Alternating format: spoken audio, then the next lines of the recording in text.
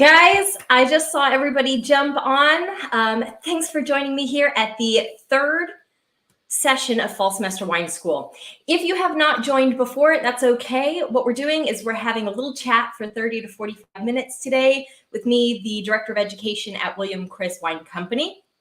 We're drinking the Lost Draw Cellars 2020 Syrah from Alta Loma Vineyards. If you do not have this wine, it is okay. Stay tuned. You can still listen to the conversation. We'll just be tasting this wine while you drink something else. So it's very important that everybody gets something in the glass. I don't care what it is. It can be the Syrah. It can be a white wine. It can be tequila for all I care. But please, let's just have a glass together and say hi to me in the comments. Tell me whether you're joining for the first time. And hi, Lori, how are you? If you aren't joining for the first time, tell me something that you've learned so far in Fall Semester Wine School. So that way the people that are joining for the first time get an idea of some of the things they might learn. My week has been hectic. I feel very scatterbrained today, but I'm sure that wine will fix that instead of make me more scatterbrained, right? Tracy likes my shirt. Hi, Tracy. Hi, Christopher. Welcome. Hi, Cara. Lori learned about the decanter. That's awesome. Okay, I'm going to open this wine, but I'm not going to taste it just yet. And there is a reason, because today's conversation is going to get into tasting. And I have a couple things that I want to say before I actually taste this wine. Y'all go ahead and start drinking. Don't wait for me. And then the last thing I want to say before we start our conversation is, hi, Mom. My mom's watching today with this wine, I think, which is one of her favorites, as it is one of mine. So I have had this wine before. I love this wine. I'm very biased against it, though today our conversation is going to be about why we don't judge wines just based on whether we like them or don't like them. There is a whole realm in between. And there is a point to appreciating wines that we don't like for what they are, or for who may be the person that enjoys them. Oh, awesome. Next week, we'll be tasting our last wine in this pack, the William Chris Vineyards Tempranillo from High Cross Vineyard. And this is the 2018 vintage. Today is your last chance to get the pack that we just tasted. So if you loved any of those wines or all of those wines like I do, get them now before they go, because they're highly discounted and some of them are last chance wines, including that Tempranillo. And then next week, you'll be able to get the pack for the next 4 weeks. And in the next 4 weeks, we'll be talking about things like food pairing, blind tasting. We'll be talking about how you can properly articulate what you like about a wine. And this will help you get a better chance of having a server recommend something that is suitable for you. And if you've ever had trouble ordering something that you like at a restaurant or at a winery because you can't properly articulate it, this is a class that you won't want to miss. So next week, I'll tell you where to buy that pack. Right. We had one comment from last week that I didn't get to. And I'm going to address that before we get into our session today. I'm just checking out the comments here. Hi, Katie and Pashal. Nice to see y'all. John, that's okay that you missed last week's class. We talked about decanting, and it was lovely. The difference between decanting and aerating was a really good conversation. Donna, yes, the 2 sizes of decanters that I have make a big difference, and there are many, many sizes beyond that. Thanks for saying hi to my mom, guys. Sherry, hi. The nose is gorgeous on that wine. I cannot wait to get it. I almost was going to say just a minute ago that I'm just going to start drinking the wine, but I'm holding back. I'm having to hold myself back. I'm so excited to drink this.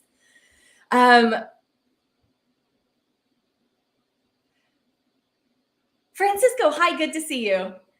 Tracy learned that Mervet is also known as Monastrell in Spain, where it is from. It's also known as Mataro. So that's a third thing that you've learned. It's called Mataro in Australia and California and a couple different places. Hi, Mom. Oh, hi, Chris. Nice to see you. All right. Oh, that's a good question, Faith. Okay, I'm going to answer two questions for you. So Rochelle asked a question last week that I didn't get to, and this was about how to become a more accurate taster. And that's entirely what we're going to talk about today. So I have a couple tips for you this session that will hopefully help you identify the aromas and basically what's unique about the wine in front of you. And we're going to talk about tasting technique today as well. So today I will be answering your question in a full 30 minutes. The second question I got is why the different wine bottle styles and shapes? That is a really good question that goes back into the tradition of different bottles. I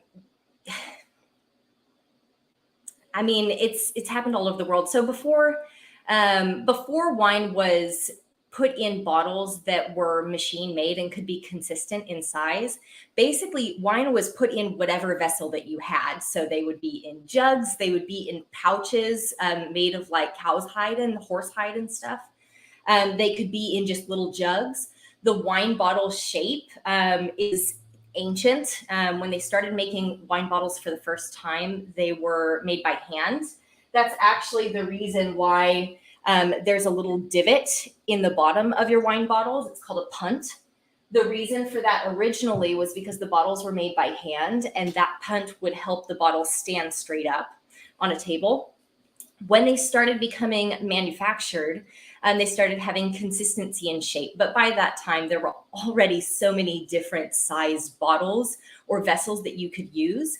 And so different regions that are historic, especially in Europe, because it was so wine-centric, different regions basically took the bottle shape as part of their branding. So in Burgundy, you'll see these very wide bottle shapes.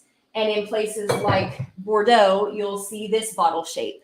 And in places like Alsace in France and in Germany, you'll see very, very tall, slender bottles. And that is just part of the branding of that region. I hope that answered your question. I find that very interesting as well. And don't get me started on the closures of wine, like corks, screw caps, glass tops, all of it. So interesting. Cheers, Alta. Nice to see you. And Janice, thanks for joining, Janice. John asked, the first sips are very strong and bold. Should this ease up as it sits in the glass? Or is it intended to be bolder than typical Lost Draw wines? John, I'm not going to answer that question just yet because we will answer it as we get into our discussion today. But that's a great question.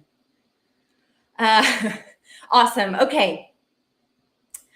So let's talk about approaching wine with confidence. So what I've noticed about the people that I've poured wine for the past many years, decade and longer, I've noticed that people have a fear approaching wine as if they're supposed to know this enormous amount of stuff in order to be able to taste anything real in a wine. And then some people come to me and they say, I taste wine all the time. I drink a couple bottles a week. I've been to Bordeaux. I've been to California. I've been here and there, but I'm not a very good wine taster. And that just has never made sense to me.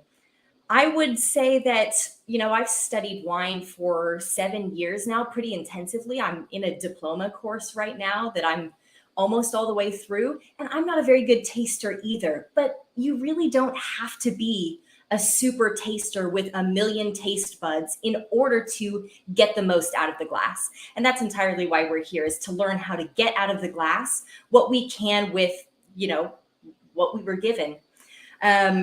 And part of it is just having confidence approaching it. I have an 8-step program that I'm going to walk y'all through today that will help y'all get as confident as I am when I approach wine. And I no longer have fear approaching wine because I follow these steps pretty ritualistically every single time I open a bottle and taste it. Even when it's a Tuesday wine and I'm not trying to think too much about it, I do all of these steps. And part of becoming more accurate with your tasting is tasting more wine and becoming ritualistic about it and thinking about the wine a split second before you just go to taste it. So let's talk about what the 8 steps are. All right, so What we've talked about so far in class has built us up to the first step. It is what we talked about in the first class, which was how wine gets flavor. So every grape variety has a certain characteristic associated with the grape variety. It has a certain climate that it does best in. This is why we have so many different grape varieties and why specific grape varieties are chosen for specific places, like Mourvedre in Texas. It loves warmth and it has a specific set of characteristics that we find very, very tasty. The other reason is because of the winemaking process. Once we ferment the wine, all of these flavors are released. So what you get in the wine will almost never taste like or smell like grape. You will get this whole other realm of flavors in the glass. So understanding that is key. Know that when you go to taste wine, you are going to get potentially a limitless range of what you can taste. So don't expect anything when you go to the glass. Last week, we learned about decanting, and this is knowing that oxygen will change the wine as soon as the oxygen is in contact with the wine. So the flavor compounds will start to expand. They'll start to jump out of the glass. When you swirl the wine, you'll notice that the flavors change, and this is because oxygen is reacting with the wine. So step number 1 is identify what do you know about the wine already. And let's take this Syrah as an example. Even if you're not drinking it, just play with me. What do we know about Syrah? If we Google Syrah, we will get a specific set of characters. We are told by Google or by lovely books like Wine Folly or by tasting wines and just knowing this, I know that Syrah tastes like blue and blackberries, can taste like black plum. It can be very full-bodied. It has black pepper notes associated with it, along with olive notes. And it can taste like chocolate or licorice, sometimes leather. That's the range that we're looking at. And finally, I know that it's very deep in color. So the first step is identifying that information. We have already identified that we probably won't be smelling or tasting grapes. We've already identified that oxygen will change the wine. 2 is knowing that there is a range of styles associated with Syrah. Syrah is actually known by 2 different major names, Shiraz and Syrah, and both denote a very, very different style. But even if we weren't talking about Syrah, we know that with any single grape variety or any blend of grape varieties, there is a range of styles. So when you get Syrah, you should not expect it to taste like another Syrah that you've had before. So don't make the mistake of saying, I don't like Merlot because I've had a Merlot that I didn't like before. Automatically assume that there are so many different types of Merlot or Syrah or Cabernet Sauvignon or Pinot Noir or Mourvedre that you can't possibly know how this will present itself, which makes buying wine in a store very, very difficult unless you know a little bit more about it. Yeah? All right. Step number 3, and this is a big one, and this will help you in the store. Look at the alcohol content of the wine. This is key information that will tell you what to expect before you taste this wine. So looking at the back, this is 15.2% alcohol. This is a high amount of alcohol for a wine, and wine typically ranges from 11% alcohol to 16% alcohol. This is on the high side of that range. This is so important because, and John already put his finger on it. John, you asked, this wine smells more powerful than other Lost Draw wines. Will that blow off? Is it purposeful? This is a high alcohol wine. The alcohol is perfuming out of the glass and pushing the flavor out of the glass faster than a lower alcohol wine might. The other thing that I already know about this wine is that there's going to be some viscosity to this. That alcohol will directly translate to how full the body of the wine is. So even before I have tasted this wine, I know that we have the Syrah grape, which can be, black cherry, black plum, chocolate, black pepper. I can maybe expect some or all of those flavors in this wine. And I know that it's going to be very full-bodied, possibly very rich.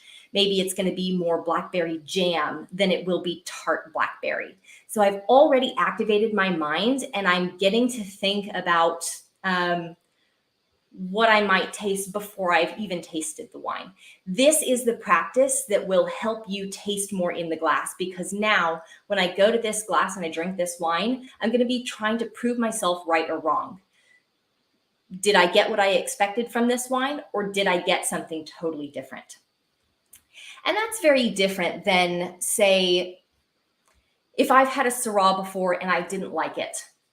If I taste this Syrah now, and I don't think about it any more than, oh, I didn't like it. I didn't like Syrah last time I tasted it.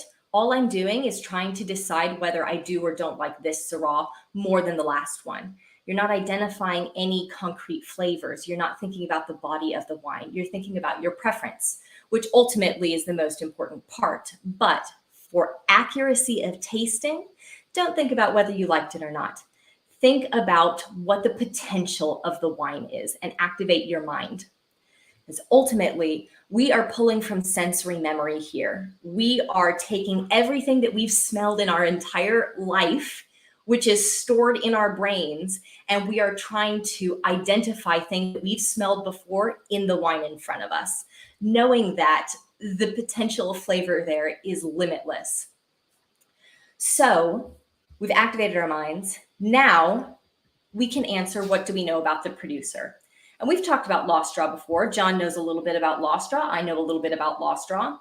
Lost Draw makes highly fruity, approachable, balanced wines. I don't need to decant every single Lost Draw wine that I have. I can pop the cork, pour it in a glass, and it's pretty much ready to go. And then as I swirl the wine, I notice more and more intricacy coming out. But I know there will likely be fruit, there will be balance, and that this wine might not need a lot of oxygen to change the wine or open it up. Just knowing that little bit about this producer can tell me that it won't be a Syrah that's very closed off or hard to get at. It won't necessarily be a very earthy Syrah. So it's like playing Guess Who, where you're just kind of knocking out some of the things that you know the wine won't be. Any questions so far? Or y'all thinking really hard about the steps that I'm laying out in front of you? Hi, Ray. Cheers from Grand Prairie. And Donna, good to see you. I am watching for your comments, so pop them in as we discuss. And also tell me how the Syrah is. I'm about to get into it with my glass, but tell me what y'all are thinking so far. All right, step 5 is thinking about how the oxygen could change this wine.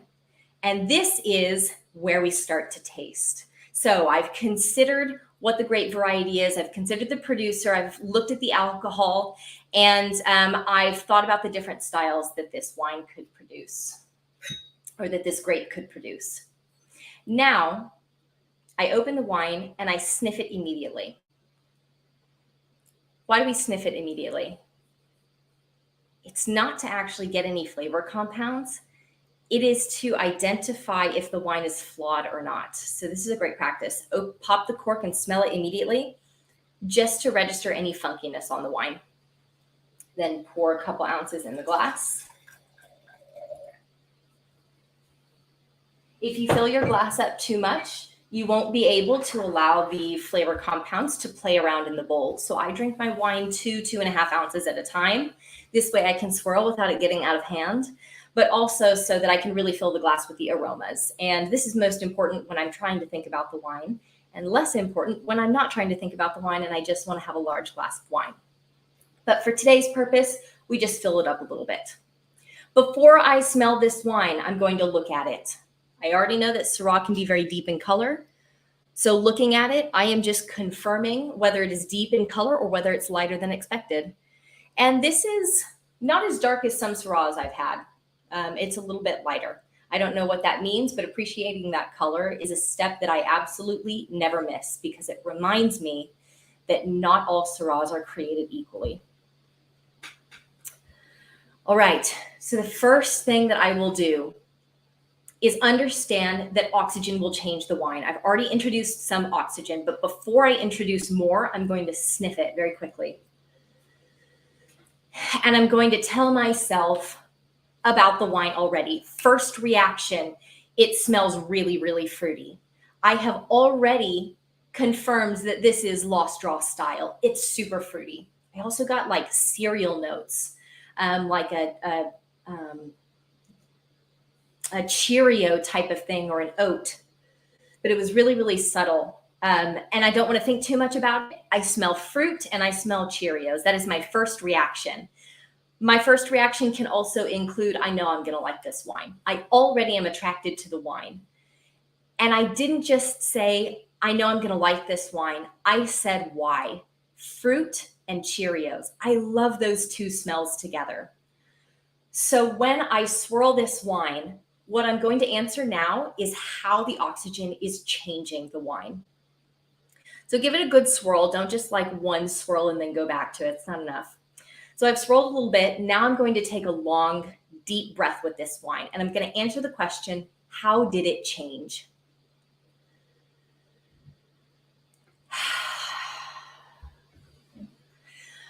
I love this wine. So the wine perfumes. The wine actually didn't change that much with oxygen, which answers my question. I don't think this wine needs to be decanted. I don't want it to go away from this. I really like what it's capturing here. But as I sniffed this wine for longer, the things that I noticed were that the berries are very, very sweet in character. It smells like I could almost be drinking a sweet wine, which Lost Draw Cellars doesn't make any fully sweet wine, so I know it's going to be dry, but the character of the berry is sweet. I also still notice that oat character. It's coming out a little bit more. But what's really come out is a bunch of baking spices. There's like a cinnamon or a nutmeg thing here. I can't, and I don't need to automatically identify what those different things are. All I really want to confirm at this point is that the oxygen caused for some reaction to happen, and I can expect that to continue. So as I'm sipping and tasting this wine, the wine will continue to change and tell me more about itself. So tasting is not a 5-minute process. It's the process of tasting the wine over a long period of time and noticing new things about it. All right, I'm going to see if there were any questions, and then I'm going to start drinking this wine because I can't wait any longer. Oh, the comments. Oh, there we go.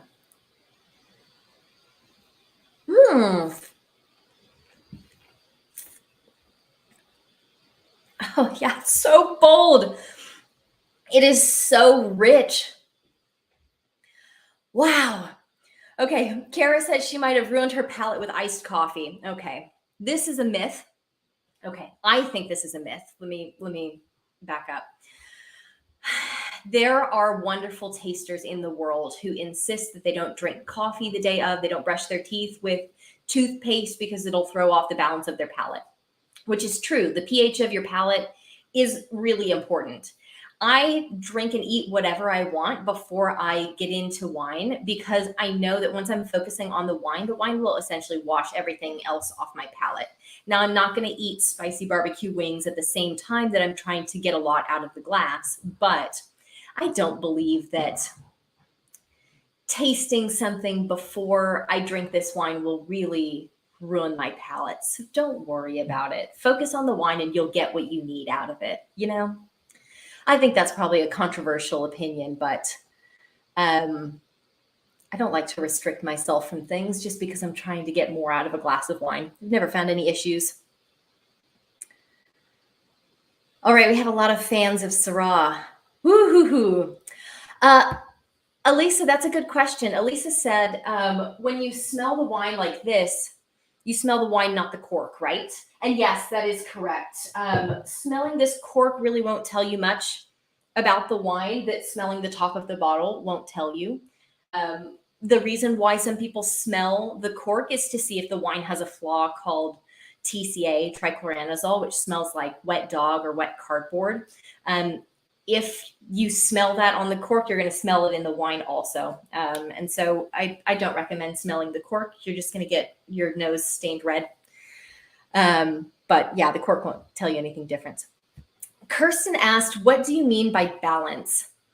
So that's a really good question. We talked about this last week as well with decanting. So let's see.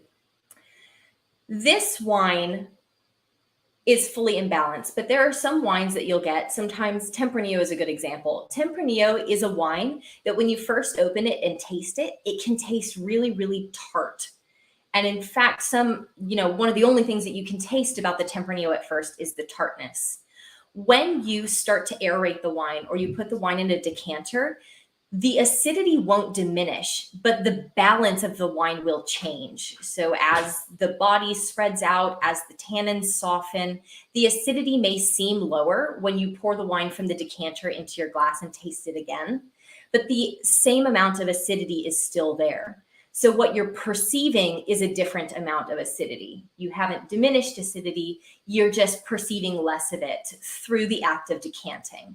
So as soon as this wine hits this glass, I know that the balance is going to start changing. And as this wine sits in the glass, you'll start to notice that the alcohol may seem higher or lower than it did when you first put it in the glass.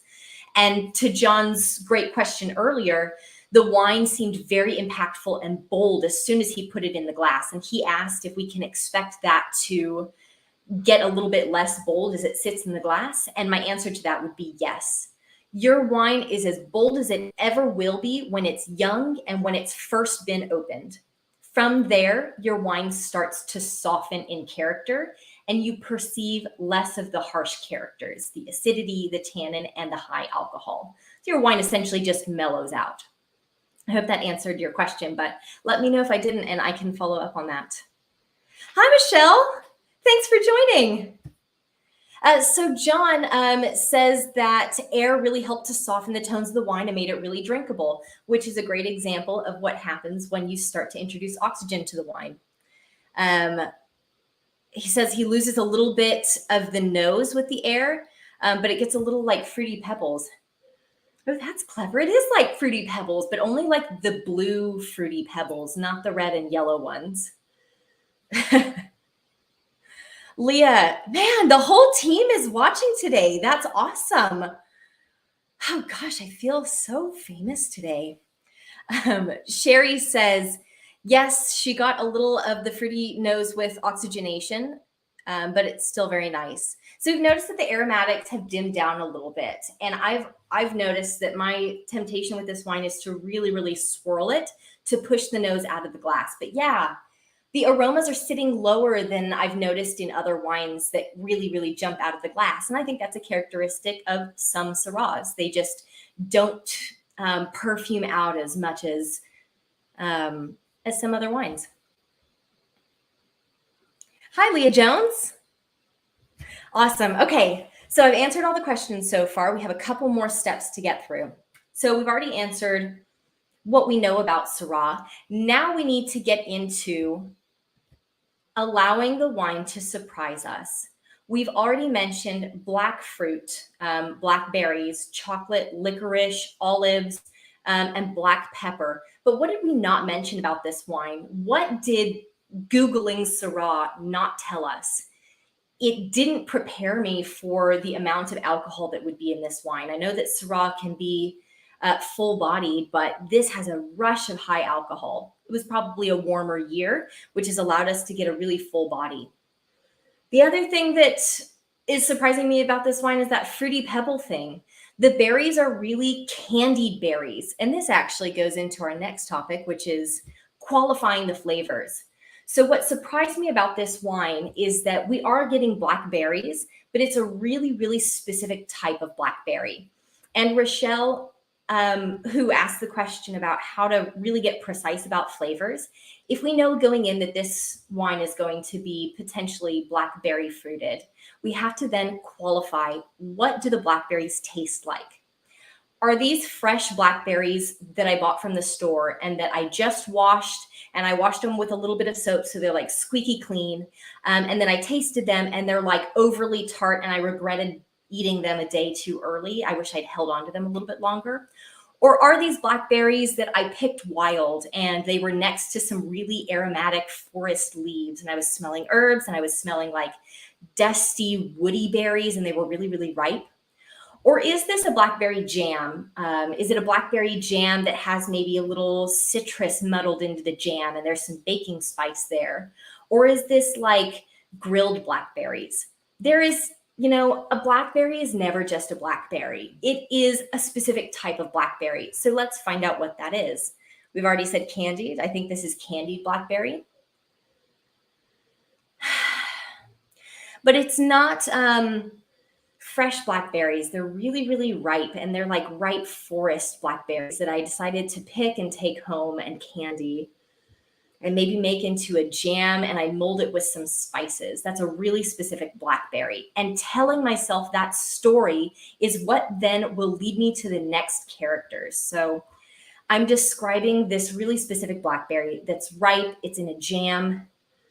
We didn't use citrus in the jam. We used spices. It was nutmeg. It was clove. And I'm thinking about clove, and now I smell the chocolate in the wine, and I'm continuing to swirl. And since I've smelled chocolate, I also smell cream. It reminds me a little bit of hot cocoa.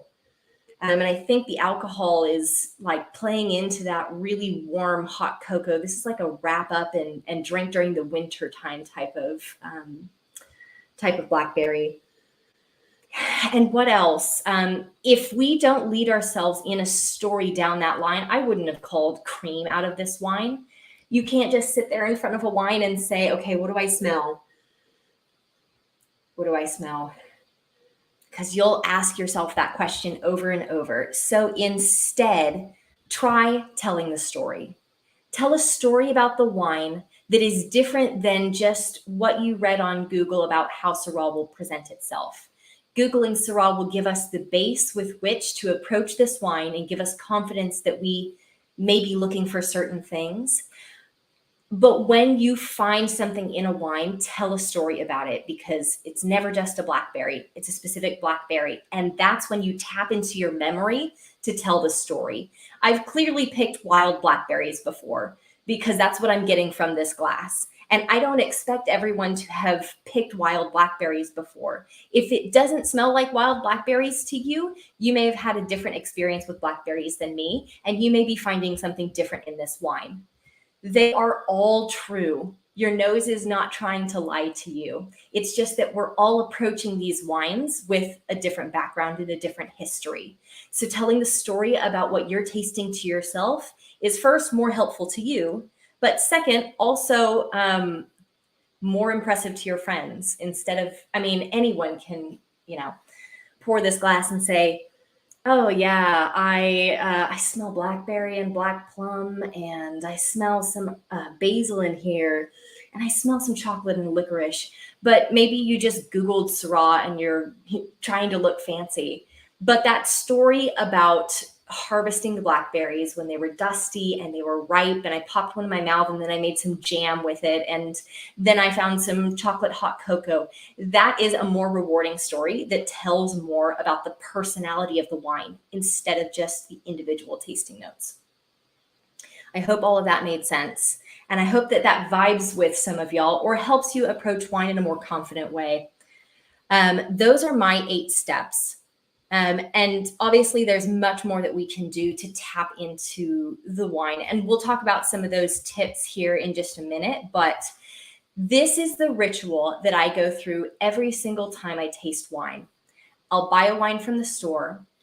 I'll get educated about it, recognize that there could be a range of different styles. So I have to be open-minded, opening the wine and tasting it. Then I consider how oxygen is going to taste it, and I swirl the glass. And then I tell the story about the wine. I allow the wine to surprise me, and I qualify the characteristics that I know about the wine. I really hope that helped somebody out there. If none of this helps you, do something else that is more helpful to you. This wine tasting thing is a really, really personal process for everyone. And I don't expect for this to be the magical discussion that unlocks wine to every single person. Rachel, it's so good to see you on here. Welcome, welcome. Leah, the next pack of wines will be available next week. Just look on our shop page at williamchriswines.com and you'll find the fall semester wine packs. Today's your last chance to get the pack for the last 2 weeks, this one and then next week. So you can pick that up if you'd like today. Right, Rachel says, in your learnings, do you smell all sorts of different things you don't normally come across so you can associate them better? Are you talking about smelling all sorts of things in wine or smelling all sorts of things outside of wine? Because I've definitely gone and like picked up some rocks and then got them wet and smelled them because I hear wet stone coming out of sommeliers' mouths all the time. And I wanted to understand what that was like. So I guess I'll answer your question. Yes, I get new smells all the time, but there is a specific set of flavor compounds that I'm most comfortable with. And I've gotten so comfortable with the range of words that I use that I pretty much use those same words regularly. And it's, 300 different terms that I have been looking for in wine for the last couple of years. But I'm always open to being surprised, and I'm always smelling new things outside of wine so that I can find them in the wine, because it is all possible. Lori doesn't get the chocolate aroma. Yeah, it's really, really subtle. And I should qualify the chocolate, shouldn't I? So Lori, let's try a little experiment because this might help. Depending on the glass that you're using, and I'm using Gabriel glass, which is a seamless wine glass. It's made of crystal. It's made in Austria. That's really, really useful for smelling different things. But essentially, all wines are made to diffuse aromas at a certain rate inside of here as you swirl. And it's pushing the wine out of the glass at different spots at the top. So in the center, you will smell one thing, or one set of things. From the top of the glass, you'll smell something different. From the bottom of the glass, you'll smell something different. Totally different. And then on each side, you have a dominant nostril. And so smelling on each side will allow your dominant nostril to get more of the wine. And I smell this wine more clearly with this side of my nose because I can't actually smell anything on this side.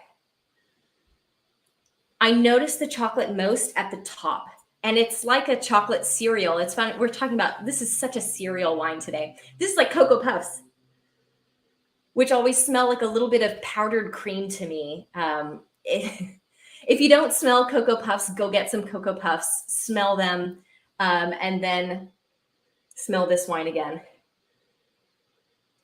Yeah, so it's really, really specific. Cereal chocolate. I don't know if that helped, Lori. It may be a different type of chocolate to you. Your brain also may be saying that it smells more like cedar. Maybe that's what your mind is registering as chocolate before. Lane, it's so good to see you on here. Tracy says she struggles to identify what she's tasting and how it relates to a certain fruit or herb. So she can tell that a wine smells like herbs, but she can't identify the herbs from there. It's great that you can identify herbs in the first place. And this is how we talk about tasting it, from the large down to the small. So the first thing I said about this wine is I said it was fruity. I didn't identify the fruit yet. I just said it's a fruity wine.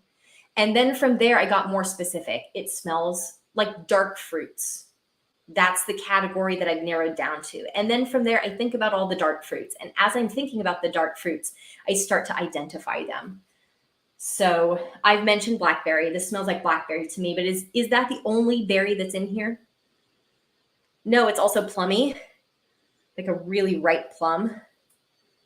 It also has like a boysenberry type of thing, that sour blueberry that is like boysenberry to me. And then only now do I recognize that black pepper. It's as I'm leading myself from the large to the small that I can start to get really, really specific. And you can do the same thing with flowers. You can do the same thing with herbs. You can do the same thing from organic compounds. So if you're trying to find earthiness in a wine, or even like you hear the difference between potting soil and earth and wet stone and sticks and forest leaves. If you can say that this wine smells savory at first, and then you narrow it down from there, this is what ultimately helps you identify something really specific like basil. but also recognize that herbs are very, very delicate aromas oftentimes. So they're the hardest to find. It should be difficult to identify those. Faith, good question. Faith is asking, what do I like to pair with Syrah? Okay, Syrah is known for pairing with braised meats, lamb, anything gamey. But for any vegetarians or vegans out there, Syrah and portobello stuffed mushrooms are amazing. If you're a meat lover, you can stuff sausage into those mushrooms. But any sort of grilled anything with this wine is going to be delicious. It has to be something that will stand up to the alcohol and powerful flavors of the wine. And then we said chocolate enough today that I think that chocolate is fair game as well. If you have maybe a mole, I think that would be killer with this Syrah. It really depends on the Syrah. There's a wide range of Syrahs out this. And I would say this is the fruitier, more full-bodied cocoa powder cereal style of Syrah, whatever that means. Lane compared the nose to Hunter, totally different. That's a great technique to get more out of a glass of wine. And I think that was the first tip that I gave for this entire fall semester wine school series, is to help get the most out of a glass of wine when you're stuck. Get another glass of wine that's different. It can be a white wine, it can be a rosé, it can be a different red wine, and smell them next to each other. And you'll start to notice what the flavors are in the first wine, because your mind is having to reach to recognize more characteristics. It's a great compare and contrast practice. LS asked, does an older person lose capabilities in wine tasting? That is a really, really interesting question. I don't know the entire answer behind that. I would think that an older person would have more aromas and smells stored in their sensory memory than anybody else. And as long as that person is healthy and all senses are intact, I would think that an older person would be a better taster. Now, over time, the amount of taste buds that you have on your tongue does change, but sometimes it increases and sometimes it decreases. So it kind of depends on a specific person. It kind of depends on your diet as well. What you eat, like if you eat a lot of high acid foods, you might be a little rough on your taste buds, and maybe that might diminish your ability down the line. But no, I would think that being older would be a strength to this. Fingers crossed, I hope. Leah, awesome. Thanks for taking home one of these packs. Okay, so we are at the end of our session today. I do have more tasting tricks for you. Do not fret. We have one more session in the first 4 weeks where we're going to be tasting the William Chris Vineyard's Tempranillo from High Cross. That's the 2018 vintage. And then we'll have another pack for you next week so you can join us for the next 4 weeks of Fall Semester Wine School. And I'm excited to say that I think we'll just keep doing this as long as we feel like learning about wine, which hopefully is forever. Next month, what you should know is we will be doing this on Thursdays through November. However, we're going to skip Thanksgiving Day. So the pack that you will be buying next week will be for 4 weeks minus Thanksgiving Day. So the last class for that will be December 1st. What is available this week is the next virtual tasting with Chris, Catherine, and Skip, and it's going to be a cook along. So if you would like to be prepared for that virtual tasting, I'm going to pop that in the comments for you to take home. This is happening on November 9th, which is a Thursday. It'll be after my class, so you can actually do a double feature that week. But go get your Virtual Winemakers Feast pack. And I'll probably be there along tasting with y'all.